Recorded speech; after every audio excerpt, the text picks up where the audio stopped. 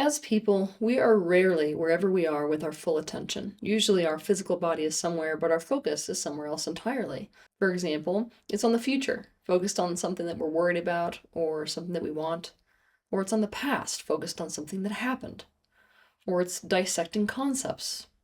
These applications of the mind are very powerful and serve very great purpose, especially when they're done consciously.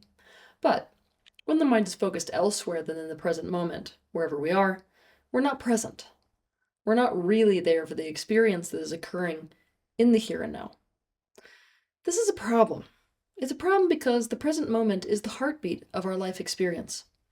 For this reason, today I want to share with you my favorite exercise for getting into the present moment.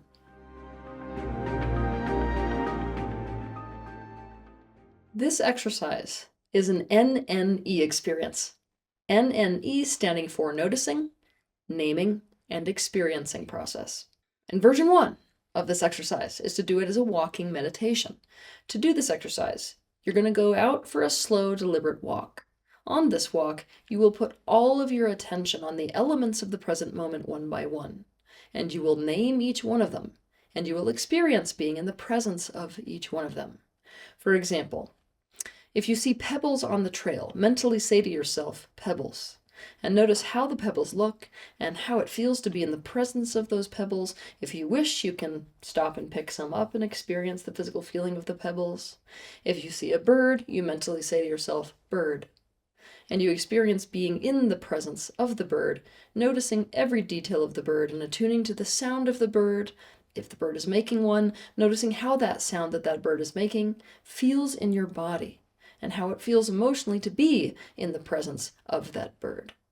If you notice a thought arising within you, name the thought. For example, if you think a thought about, say, needing to run an errand later, you can mentally say to yourself, thought about picking up detergent at the store. And rather than getting sucked into that future scenario, simply experience the way that thoughts like that arise in the mind, as if you're watching the arising of that thought, simply being something that occurred in the present moment, just as you would the sound of a car that's going by.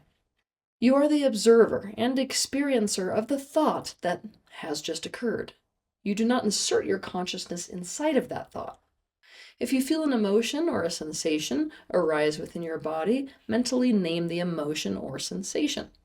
For example, buzzing in the heart area, or irritation flaring up, and experience that sensation that is occurring within your body as if you are experiencing a feeling flavor in your body. If you feel a physical sensation, name it. For example, cold fingers, and really experience the sensation of having cold fingers, as if you were brand new and trying out earth in a body for the very first time, really noticing all the sensory details of that experience. I know that some of you know that being fully, truly present, even beyond this, is about being in such a state of experience that you're not even judging what it is you're looking at. But the mind is far more able, especially when you're beginning with developing the capacity for present moment awareness. The mind is far more capable of getting into the present moment when you use naming as a tool for getting into the present moment. So I don't want those of you who are super spiritually aware to get lost in the concept of judgment being something that takes you out and away from the genuine experience of something. I just need you to drop that one for this exercise. So if you put this all together on this walk, naming things might look something like this. Sunlight filtering through the trees, dust, blue sky, compression sensation in the knee joints, shade, the sound of a car, frustration with this exercise, seagull, sound of wings flapping, dogs running, bright colored green, soreness in my back, blue sky, moving clouds, a turn in the path, sound of a dog bark, thought about what I want to have for dinner, the whooshing sound of a car, feeling like somebody's coming up behind me, turning around to see what's behind me, dust in the air, bicycle, metal spokes, smell of cologne, beautiful plant, smell of pine, shoes against the ground, sparkles on water, You get the point, right? So, with each one of these things, as you name them, you would be experiencing them as if for the very first time. Even if they seem or feel very familiar to you, keep in mind that it's totally fine to name and notice the same things again and again. While you're doing this exercise, if your mind becomes preoccupied with something outside the present moment, such as a concept or idea or something that happened earlier or a worry about something in the future, you're simply going to direct it back towards something physical in your vicinity in the present moment and name it and experience it.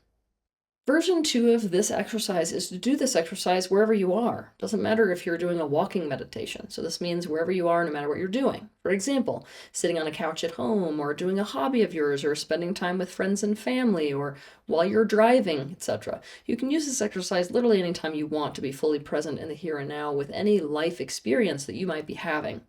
And by practicing this experience, you will be training yourself into the habit of being present in the here and now. So let's talk about some of the benefits of this, right? I'm just going to name a few things. There are probably a lot more. Doing this exercise can help it so that you are, let's say, fully in and truly present to what it is to be alive. It can make you aware of a kind of a richness of existence on Earth that is previously unnoticed by you.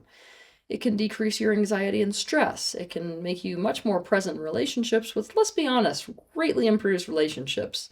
It helps you to move forward emotionally from past wounding. It increases your emotional intelligence. Helps you to heal self-abandonment patterns, enhances perceptual awareness, helps you to disidentify from the ego, increases your experience of joy, increases feelings of safety. It's really good for people who are struggling with PTSD. It gives you greater access to objective perspective. It increases your capacity to identify better solutions to problems you may be facing because it brings a kind of a clarity. It enhances your creativity. It slows down mental activity and brings a sense of, let's call it peacefulness. It can also restore a sense of childlike wonder for the world around you.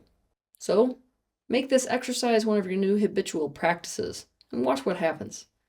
Life unfolds in the present moment. One of the deepest spiritual practices of all is to be truly present for and with that unfolding. Have a good week.